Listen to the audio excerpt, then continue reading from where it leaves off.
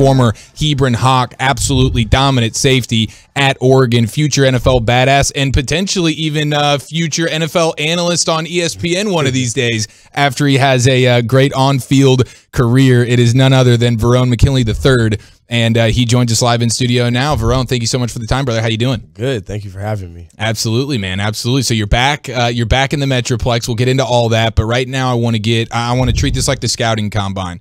But you could lie to me, really, because I'm not going to actually measure you. But I want to. What are the dimensions? What's the height? What's the weight? What's the speed? And I want to guess the body fat. 5'11", 200 pounds. I'll be 200 by the time we get there. Very good. At least 4'5". I would say wings like 31, 9.5-inch hands. Body fat, I'm below 10. Below 10. I was going to say single digits for sure. Below 10. I can see it busting out of the sweater in here. Exactly. Like I said, twitch.tv/Dallas fan cam. He's got the big hands, Walchuk. Walchuk loves the guy with big hands. I love the big hands. I've got the Jimmy Dean fingers. Look at those sausage fingers on this guy. Can you believe that? It's a problem. I wasn't gifted with the big hands. I need them. I need something to extend, so I've just got the short stubs. He's got the short stubs. Okay, very good. So it is Verone McKinley III, Oregon safety, former Hebron Hawk, and future NFL superstar with us here in the Nosebleed Seats. So you're in the Metroplex, you're back home, you're working out here, getting prepped for the combine. What's the regimen like right now? You're just in iron paradise all the time? So it's really, honestly, it's busy. So it starts off in the morning. I have PT, and then I'll have a speed session. After that, I'll get my shake. Then I'll do position work, Clay Mack, shout out to Clay Mack. And then I'll eat, get a little bit of a break, do more PT, and then I have a lift. So okay, how many push-ups can you do right now? I'm not going to make you do them. I can knock out 100. Easy. No hesitation. No hesitation. I got 100. No hezzy. What's the if you had to impress me? I walk in the gym right now, and you have one thing to just be like, just blow my socks off. What's the move you're going to do? You're going to hang clean something wild? You're just going to do 1,000,000 pull-ups in front of my face? See, that's a good. So. We used to hang clean a lot at school. So hang cleaning, that's kind of like, that's fun, especially, power cleaning. Power cleaning from the ground, super fun. Give me the max. You get all that power. The max, I've hit 315. 315, baby. Look at that, Walchuk. He could hang clean you, big boy. Yeah, absolutely. God dang. So I love it. That's for a double. Yeah. Verone McKinley III with us here on 105.3 The Fan, your home of Dallas Cowboys football. So you are, of course, an All-American. You tied for the national lead in interceptions. Now, you did play in Oregon's bowl game. What went into that decision, knowing that a couple of your other teammates who had also declared for the draft had decided to opt out of the bowl game? Was that important for you to be able to play in that last game against Oklahoma? Definitely. Of course, decisions were looming, and I knew I wanted to finish the season with my guys. We've been through a lot, and we had done so many great things, and I just wanted to really go out and kind of finish it off the right way, and that's kind of why I played. I love football, of course, and so it's kind of hard for me to want to sit out of the game, but we didn't like the outcome, but we were close. We came back. We made it really interesting at the end. So Oregon, I mean, it was a special year for the Oregon Ducks, and one of the best games of the entire college football season was that game at Ohio State. And of course, you know, we were talking off air about that. It was circled on your calendar. You knew, hey, playing a lot of games late, you don't get to be featured by a lot of the national audience, but all eyes would be on the Ducks program that day. What was it like playing on that Saturday in Columbus, and especially for you? I mean, you kind of had the game-sealing interception late in that game. The game, so going into that week, we do. This is the one. This is the one. We know everybody's going to be watching. This is one of those program games. It's where you have certain wins in program history. Like, people are going to remember this game. They're going to remember whoever makes plays in this game, you're going to be remembered for life. So when we got there, the energy was just different. Like, I went through my regular warm-up. Everything was good. And, you know, you could tell people were filing in, lots of cameras, lots of scouts. It was like, this is going to be epic. And so as the game went on, like, when we came out, honestly, we walked through this tunnel, and you come out and it's just a big sea of red. And we were just like, we are the enemy. We are in enemy's territory, but let's go have fun. This is what we're built for it. And so just as the game went on, I knew I wanted to set the tone early. I literally we have a leadership council, and I sent a message in there. I said, we need to send a message, and we need to do it early. And so I think I had a pass breakup early on, knocked out a tight end, and I knew right then and there, I said, yeah, we're here to play. Let's go. And so it was it was thrilling. That whole entire game, back and forth, we knew they were going to give us their best, and we gave them our best, and we came out on top. It was an amazing game. Verone McKinley with us here on the Fan. So you talked about the physicality there. Is that something you pride yourself in, being a physical player, setting the tone? You mentioned being a part of the leadership council. It seemed like at Oregon, you were one of those guys that commanded that locker room and were a voice for the players.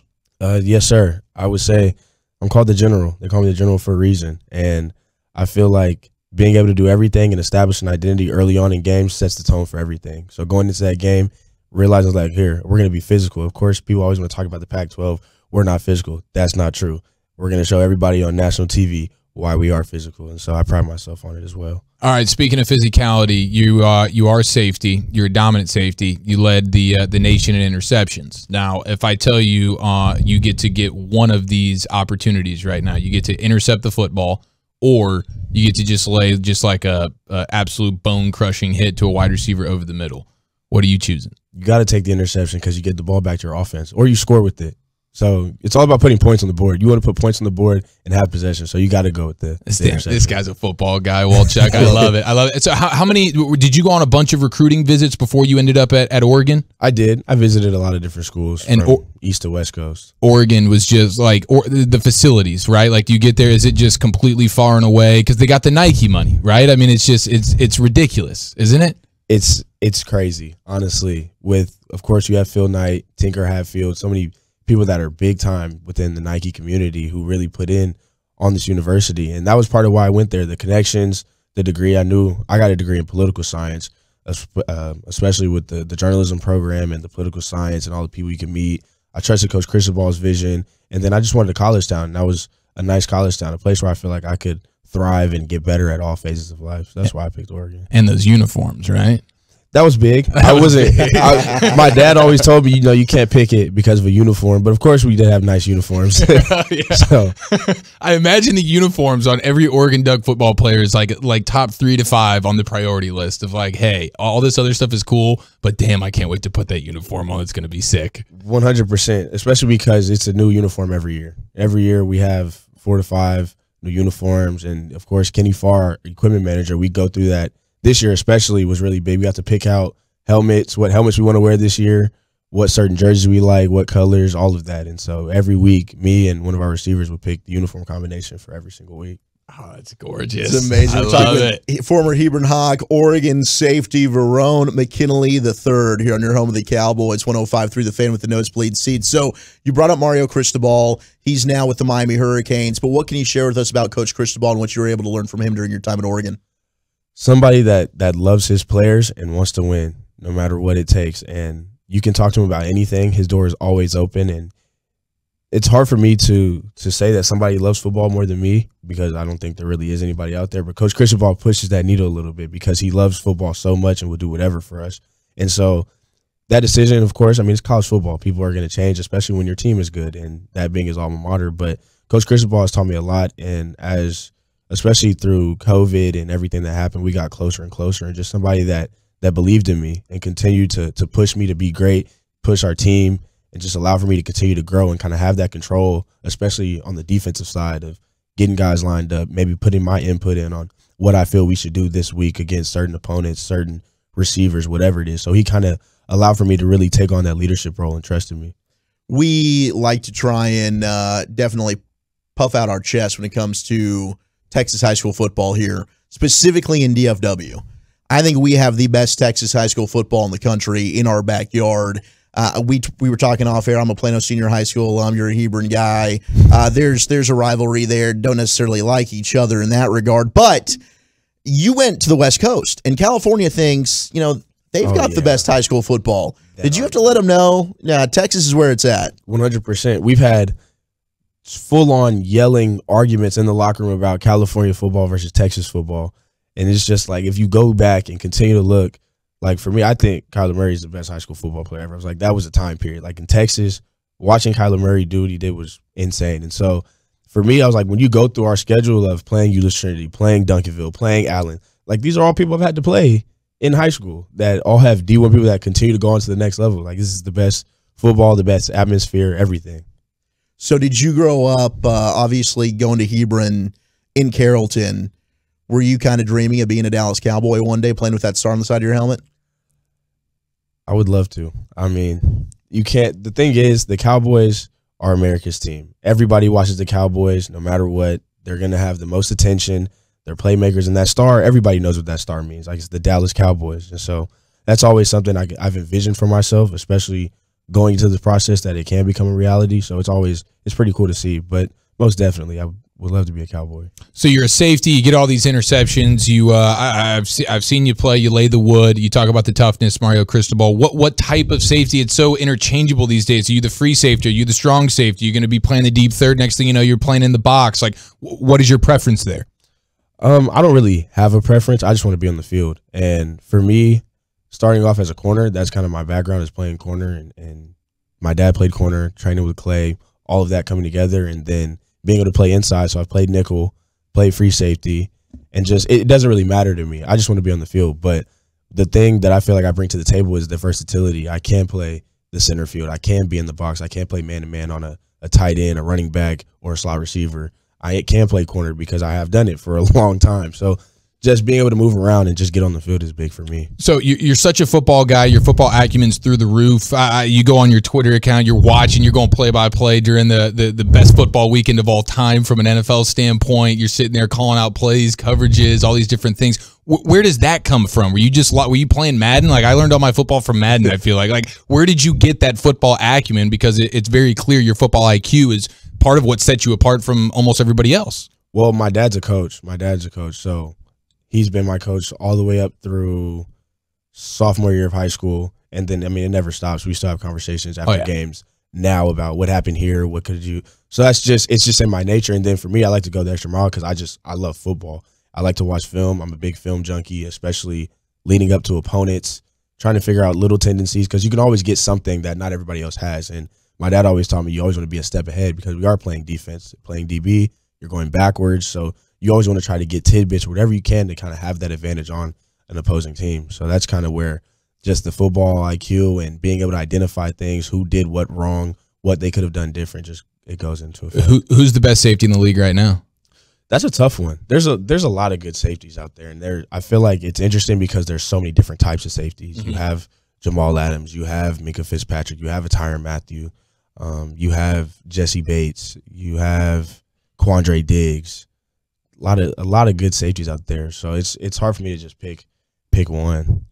Verone McKinley III with us here on 105.3 The Fan, Oregon safety, Hebron Hawk. If there was one quarterback in the National Football League that you would love to pick off, who would it be? Say it. Oh, man. Just don't say Dak. No, you can say it if you want in practice. You know, whoever I have to line up against, it doesn't matter. I want all of them. But there's one. There's got to be one. But there's one. I don't know. We'll see. There's about to be a lot of movement too, so I don't know. I don't want to be on certain teams, but really, I really want all of them. Like, truly, I want all of them. Give us, okay, you know football very well. What's the division? You don't want to be on certain teams. What's the division of the team you don't want to be on? No, there's no team. I just want opportunity. I thought he said there was I thought he was saying there was certain teams he didn't want to play on, and I was like, I really want to hear that you don't want to play for the Jaguars. Oh, no, I'll go to the Jaguars. I'll go anywhere. Whoever wants Verone McKinley III, I'll go anywhere. So during this draft process, of course, everyone's going to be asking all kinds of weird questions, but if, they want to know what they're getting, the kind of human being, the kind of person and player that they're getting by drafting Verone McKinley III, what would you tell an organization? Off the field, you're gonna get somebody that's a leader. I don't get in trouble. I'm very laid back. I like to watch movies and play video games, just relax. But just somebody who's gonna uphold the culture. That's something we established kind of at Oregon. Is somebody who upholds the culture, and I want to take that into whatever organization I go into. And then on the field and throughout the facility, somebody that other people can look at and be like, he's doing everything right. I always want to do everything right and then some, because that's just how it needs to be. And I take pride in continuously helping others get better. It's not just about me. It's about the team. Of course, I want to make myself better. I want to be the best safety. I want to make sure I'm getting all the picks, whatever. But also, you got to have a whole bunch of other guys on that same page and having that same mindset. So somebody's going to be able to get guys around them in the right place, doing the right thing, wanting to follow them. It's the general. What is, other than your family, when you moved here from Oregon for your college years, other than your family, was it Whataburger that you missed the most? Definitely. 100%. I don't even eat Whataburger anymore right now because like I'm on a diet. But Yeah. Whataburger is single-digit body A fat. cheat meal if you're going to Whataburger, what's the order?